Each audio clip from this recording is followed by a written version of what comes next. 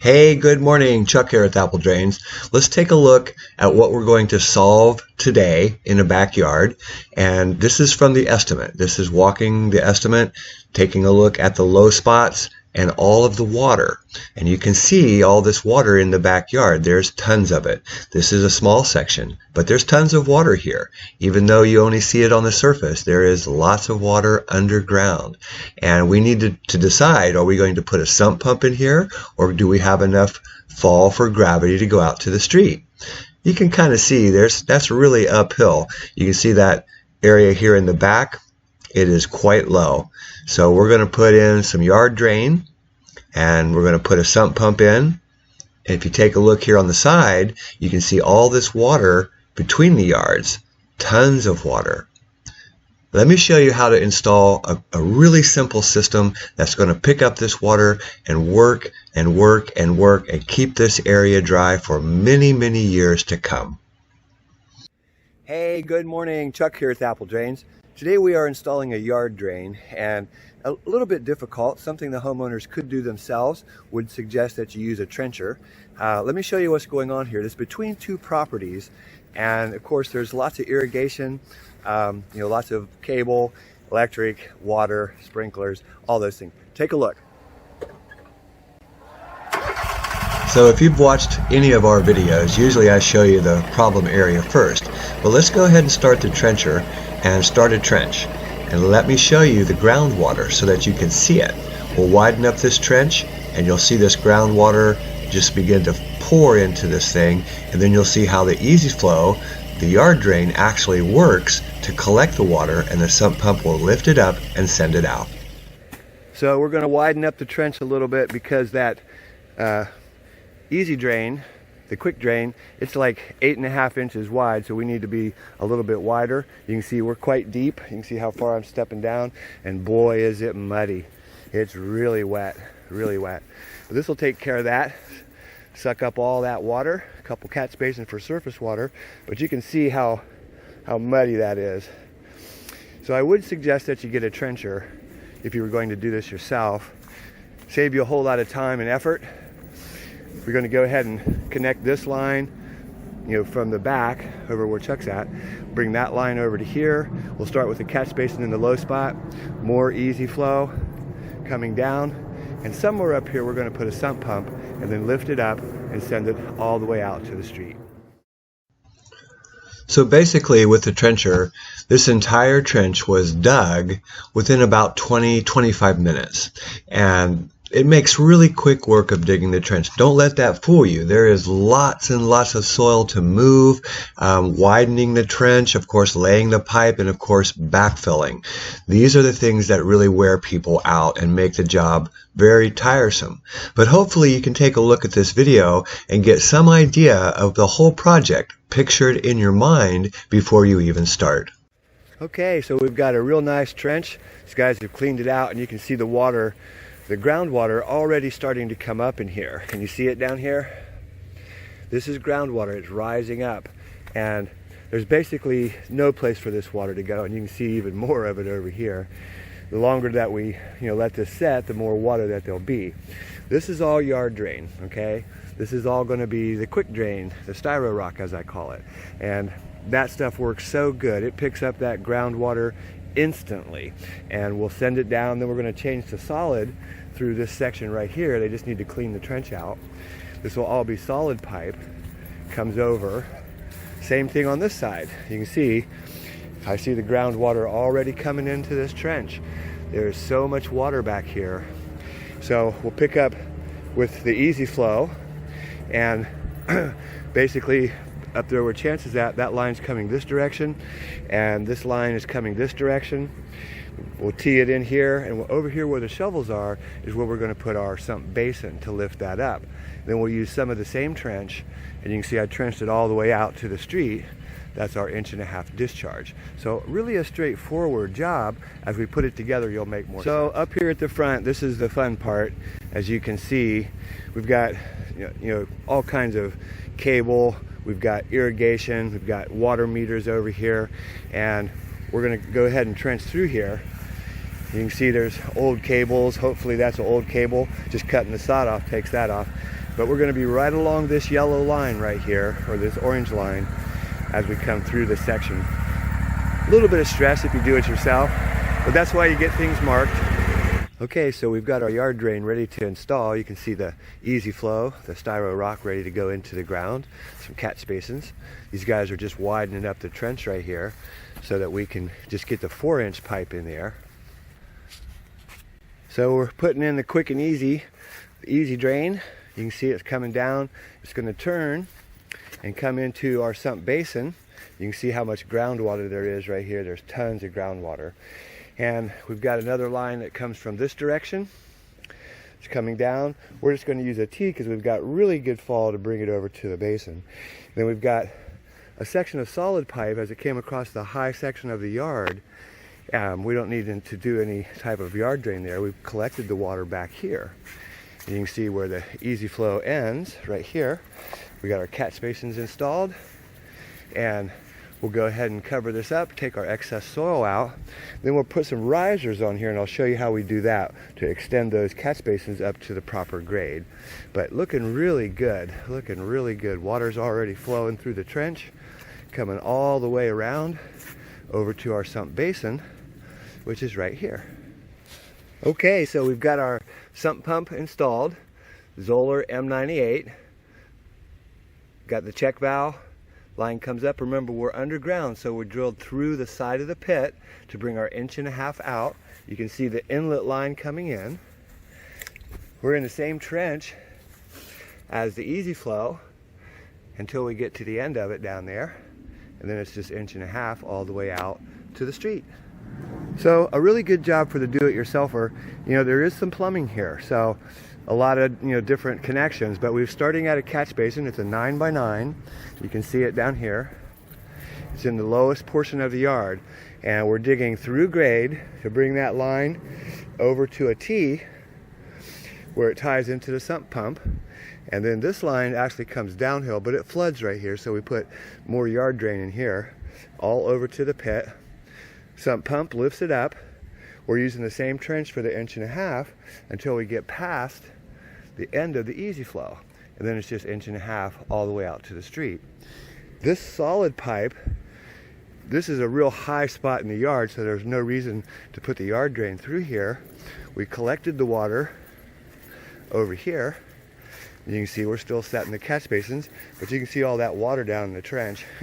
This thing's picking up water really fast and already sending it over to the basin. You saw the sump basin's already full. So it's going to work really good, but a great project for the do-it-yourselfer. Something that you could do. I would suggest you get a trencher, and the reason why on this job is we've got all these trees and there's a ton of roots down here. So the trencher makes quick work of that. It cuts them out really quick. It takes 20 minutes to trench. Most of this is actually backfill, and we were lucky. We've got a space over here in the neighbor's yard where we're going to put all the excess and grade it out and fill up that low spot for them, because it's just a swimming pool when it rains. Okay, so now we're going to go ahead and cut an extension, a riser for the catch basin. And just a quick note, this is SDR35. You can see it right here. I know it's backwards, but SDR35. This is SDR26. And if you look carefully, can you see the difference? This pipe is much wider, much thicker than SDR35. And this is what you need to extend a 6-inch basin. Real simple, but make sure that you have the right material. This is available at Lowe's, probably the only place that carries the 6-inch pipe. This is left over from a job. I just wanted to show you the difference between the two. So when you put your extension on, this grate, it just snaps right onto the top of your 6-inch pipe. And you can see how I've made it rise up from the catch basin because our line is much deeper. See how deep the line is, and we brought this up so that the surface water can now drop into the basin. And we are still, there's grade. Can you see my hand? Whoops. There's grade. So we want to be just a little bit below grade when we put that together. We have one more to do. Okay, we're all done. This line's almost ready to be completely backfilled and covered, cleaned up. You can see our first catch basin right here. kind of bright. First catch basin. We'll finish cleaning that off. I went ahead and put the risers on here. You can see because our trench is going deeper, we want to be able to get that surface water to drop into our catch basin, so we need to extend it. And you can see the SDR35, that 6-inch pipe. That's only available at Lowe's or a plumbing supply, but readily available at Lowe's. And you can see another one here where we had to extend the basin up so that we can get closer to grade. Then we're backfilling. Line comes down all the way over. A couple more catch basins. One here, 2, 3, and the beginning of the line is right here. So this is all ready to backfill. You can see our discharge, 1.5-inch pipes in the same trench, and that runs out until we get past the yard drain. You can see the water still coming up through the ground, but it's just perking right into the system, and it's being carried down to the pump. These guys are backfilling. They're almost done. They're doing a great job. This was a big job for just a few men, but something the homeowner could do themselves. Definitely you need a trencher. I would strongly suggest that. The tree roots in here are severe, and if you have a lot of roots in your yard, the trencher is really the best way to get through those. A couple quick questions answered here. People ask, how deep does your drain need to be? Well, you can see the groundwater right there, right? So, you could go deeper, but where are you going to discharge it to? Remember, you either have a choice of gravity or you have a choice of a sump pump. And you can see our sump basin over there with the extension cord sitting on the top. They're going to put, the electrician's going to come out and they'll have permanent power here, but we leave an extension cord. So those are your choices. You can go as deep as you want, but you've got to have discharge. If you're going to try to do a gravity, which would be, out to the street, here you can see that's really uphill. So we needed to put a pump in. How deep do you need to dig? It all depends on your discharge. So that's tip number 1. Tip number 2 is I love these 6x6 catch basins. They're perfect. They have the same size outlet as a 12-inch basin. So regardless of how big the basin is, it's the outlet that determines how fast the water flows freely. So these are exactly the same size. They're 3.5-inch. We'll call it 4-inch. And you can easily extend this because they're round. When you use a square catch basin and your line's deeper than whatever, and you have to extend it, you have a problem because there are inserts available, but they're very costly. And other people, even I've done it, where we have no choice. We have to extend that basin. We'll go ahead and buy 2 basins, cut them off, and slide one inside the other. And of course, that gives us the height that we need. But very costly way to do it. And these people wanted a 9x9 here, so we put one here. But the outlet is exactly the same as the round. So that's just a couple of tips. I really like these round basins. I think they're the absolute best for the money and readily available at both Home Depot and Lowe's. So you can see our discharge line. We had to do a lot of excavation before we even trenched, just to find all the sprinkler and the water. And of course that cable, it's all over the place, but mostly we're exploring to find the water line because they do not mark the water line beyond the meter. So kind of weird, but that's what they do.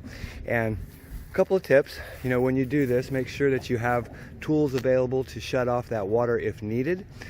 Because if you do hit that water line, you're going to have to make a repair.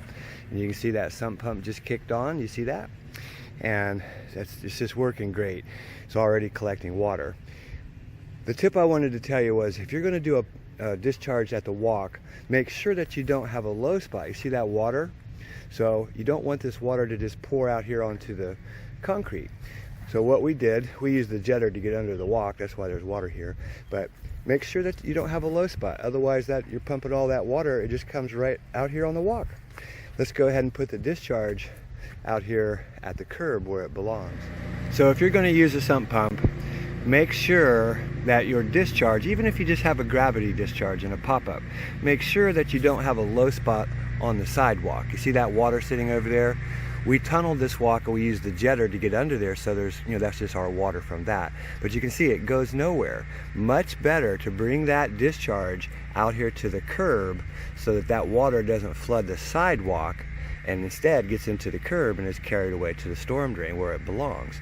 And this is perfectly acceptable almost everywhere. Granted, it does freeze up north and you'll have to check with those municipalities, but for the most part, as long as that water doesn't impede or freeze, on the walkway, you're in good shape. Hey, this is Chuck with Apple Drains, reminding you that if you believe you can do something, I guarantee you can do it. Have a great day.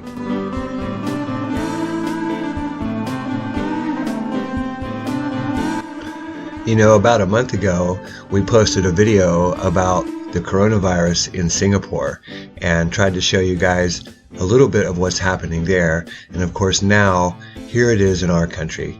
How to stay safe. Just a reminder, wash your hands and avoid those crowded places.